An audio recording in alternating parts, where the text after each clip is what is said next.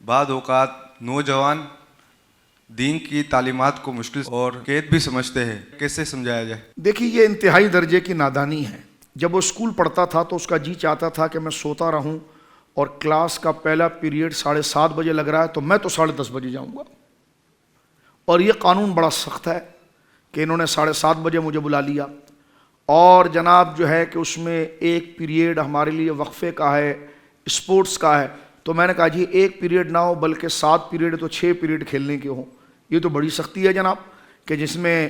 جناب جو ہے کہ صرف ایک پیریڈ دیا گیا، وہ بھی ایک مہینے میں دیا گیا۔ میرا جی چاہتا ہے کہ جناب میں دیوار توڑ کر یہ پڑوس والے کا گھر بھی لے لوں، لیکن جناب یہ عجیب قانون ہے کہ مجھے اس سے روک رہا ہے۔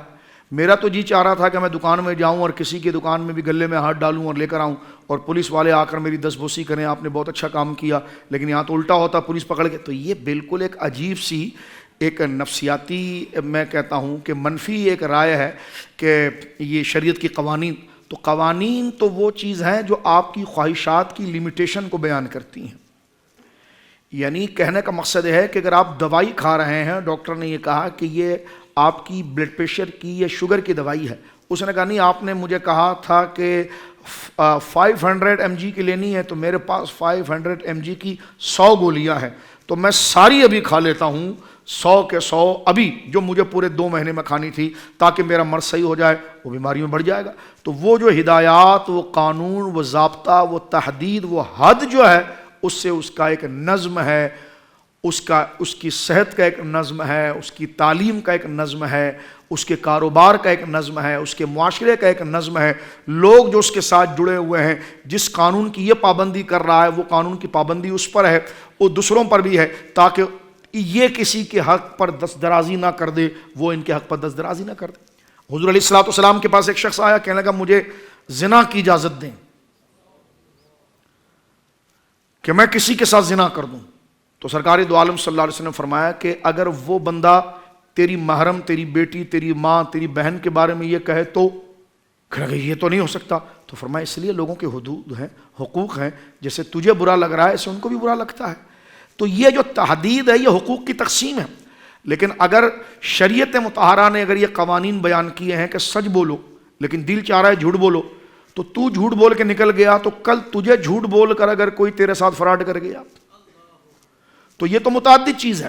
نہیں مجھے شریعت مطہرہ نے بد نگاہی کرنے سے روکا ہے، میں بڑا تنگ ہوں، میں تو جناب غیر محرم کو دیکھوں گا، وہ تیرے گھر کی محرموں کو دیکھیں تو پھر تیرے پہ کیا گزرے گا؟ تو گویا کہ یہ قوانین جو حدود ہیں، یعنی ہمارے اندر جو اللہ رب العالمین نے صلاحیتیں رکھی ہیں، تو جس نے وہ صلاحیت پیدا کی ہے وہ ان صلاحیتوں کو ایک دائرے میں رکھتا ہے، جس دائرے میں رہ کر اس سے دائرے سے تجاوز کرنے سے نقصان ہوگا، دائرے میں رہ کر ہی اس کا اصل حقوق اور اس کا اصل حسن حاصل ہوگا۔ جیسے میں نے دوائی کی مثال دی، ڈاکٹر نے کہہ دیا کہ جناب یہ گولی ہفتے میں 1 دفعہ ہی کھانی ہے آپ نے، انہوں نے کہا نہیں جناب جب اس سے فائدہ تو میں روزانہ کھاؤں گا، تو بستر مرگ پر پہنچ جائیں گے۔ ڈاکٹر نے کہا کہ جناب یہ ڈوز اتنی آپ نے لے لی ہے، لیکن جناب میں زیادہ لے لوں گا، میں آپ کے قوانین مجھ سے ہی نہیں چلتا، میں تو بیماری۔ تو یہ ہر چیز جو بیان کی گئی ہے، قوانین کا جو ضابطہ ہے، وہ اس لیے ہے کہ جس میں ہم اپنی زندگی کا روحانی اور مادی سکون اس دائرے کے اندر پا سکیں۔ تو یہ قوانین مقصد کو رکھتے ہیں میرے دوستو بزرگوں، والدین کا ادب، اولاد کا ادب، سچ بولنا۔ اب مجھے بتائیے سچ بولنے کے فائدے کتنے؟ دنیا میں آپ کی تعریف ہوگی۔ دین کے جتنے بھی قوانین ہیں اس کے دوہرے فائدے ہیں۔ ایک فائدہ یہ کہ اس کو اپنا کر یہاں پر ہم اچھے انسان بنتے ہیں، اور اچھے انسان بننے کی وجہ سے ماحول سے ہمارے ماحول میں ہمیں رسپیکٹ، مقام، سہولت اور ہماری اولادوں تک پہنچتا ہے۔ اور اللہ کے لیے اس قانون کو فالو کیا تھا تو دنیا میں وہ اخلاقیات اور دینی مقام کو فالو، اس قوانین کو فالو کر کے ہم دنیا میں بھی ایک باوقار، متین، سنجیدہ، با اخلاق انسان بنتے ہیں۔ اس کے فائدے ہمیں لوگ ہماری عزت توقیر کر کے بھی دیتے ہیں، اور وہ کیا اللہ کے لیے تو قبر و حشر میں بھی اس کا فائدہ ہوتا ہے۔ دین کی پابندی جو ہے وہ پابندی نہیں ہے۔ دیکھیں بچے کی جب عمر ہوتی ہے نا کہ جس وقت وہ تھوڑے شعور کو پکڑتا ہے، اور تو اس کو ہر للچائی ہوئی چیز سے طبیعت اس کی اٹریکٹ ہوتی ہے۔ ماں نے ابھی سبزی کاٹنے کے لیے یا گوشت کے لیے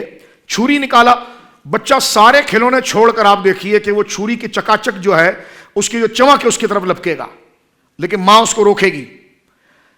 جہاں ماں نے چولہا جلانے کے لیے یا جناب جو ہے کہ وہ کھانا بنانے کے لیے ابھی جیسی ماچس اٹھا کر جلائی ہے، اس کا فلیم روشن ہوا ہے تو بچہ لپکے گا، ماں چھپائے گی اس کو. بچہ ماں سے بھڑ جاتا ہے،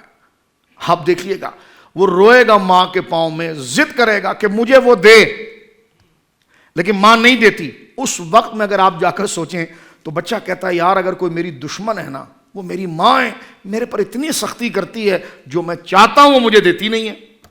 لیکن جب وہ بچہ باشعور ہوتا ہے، عقل مند ہوتا ہے، اور جب اس کو اس بات کا نقصان پتہ چلتا ہے تو ماں باپ کے ہاتھ چومتا ہے کہ جس چیز کو میں نفع